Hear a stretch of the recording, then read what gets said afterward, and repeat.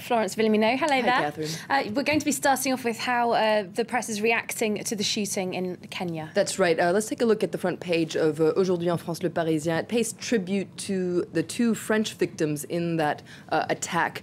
So a mother and daughter, Anne de Chafour, she's on the front page there, 27 years old, an aspiring actress. And Aujourd'hui en France says it was a real tragic fate for Anne, a victim of terrorism. And its editorial, Le Parisien, says even though this happened in another country that's far away from France, it really touches all of us. First of all, because there were French victims, French citizens rather, among the victims, but also because this was a terrorist attack, is the worst kind of nightmare we could possibly imagine. These innocent people just shopping and killed there in that very innocent everyday moment. Such an ordinary setting for such a horrific thing to happen, isn't it? And the French papers also focusing on another big news event of the day, François Hollande heading to New York for the UN General Assembly, which is kicking off today. That's right. Le Métro says that Hollande is off to conquer the world at the UN General Assembly.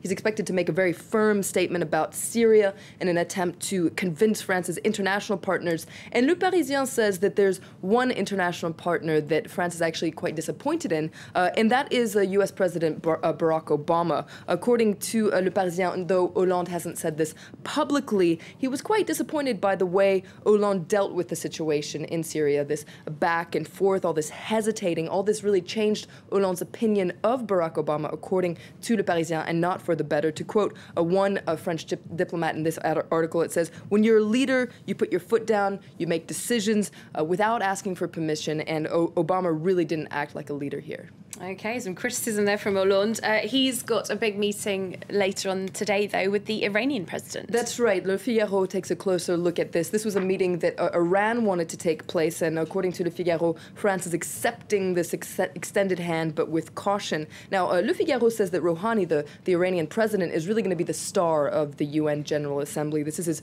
first major international appearance since his election in June. The key question, of course, is whether or not he will meet with US President Barack Obama. This would be the first time heads of state from Iran and the US have met since the revolution in 1979. You'd have to ask almost, if they don't meet today or this week, what would the next opportunity be? So it's very crucial, isn't it? Moving on to something a bit less international, I recently got my tax bill through the post. I imagine you did as well. Sure did. And the French newspapers also focusing on taxes, which we all love. Taxes. It's always in the press. It's in the press today. Le Figaro says that people are fed up with taxes, maybe fed up with hearing about taxes as well. There are a lot of taxes in France. There sure are. Now, Le Figaro says that people actually within the Socialist Party are also upset about how many taxes there are. Now, the government is going to present its 2014 budget tomorrow at the cabinet meeting. And Le Figaro points out that a lot of socialist MPs are actually calling on the government to revise its tax policy. In fact, they say there's a splinter group of about 30 socialist MPs who are saying, whoa, whoa, whoa, stop bashing French people over the head with taxes. And Le Figaro says that this, plus Hollande's record low opinion polls and Angela Merkel's victory in Germany, all this is adding to a certain sense of depression within the Socialist Party. Now, Libération also focuses on taxes and likens it to some sort of a vice that's squeezing the government. But they actually come to the defense of Hollande and his government tax policy and say that the system actually in France is quite fair. And it says that the problem is not the system, it's the way the government is presenting the system. Basically, the government has a very bad PR policy with respect to taxes. It hasn't really walked French people through exactly why it's having all these taxes. It hasn't explained things properly, according to Libération. But it's not a problem with the tax system in itself.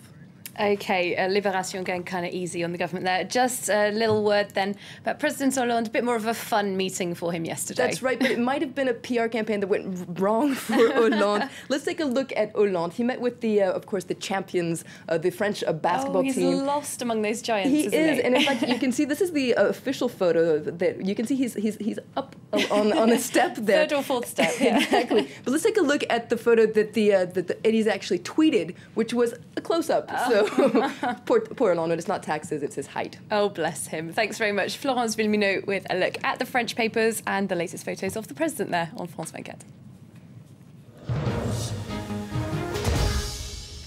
Okay, time for us to take a short break now. But when we come back, we'll be taking a closer look at all the latest news from Kenya, of course, and an even closer look at what's going on in the United States, with questions being raised about military security following the Navy Yard shooting in Washington, D.C.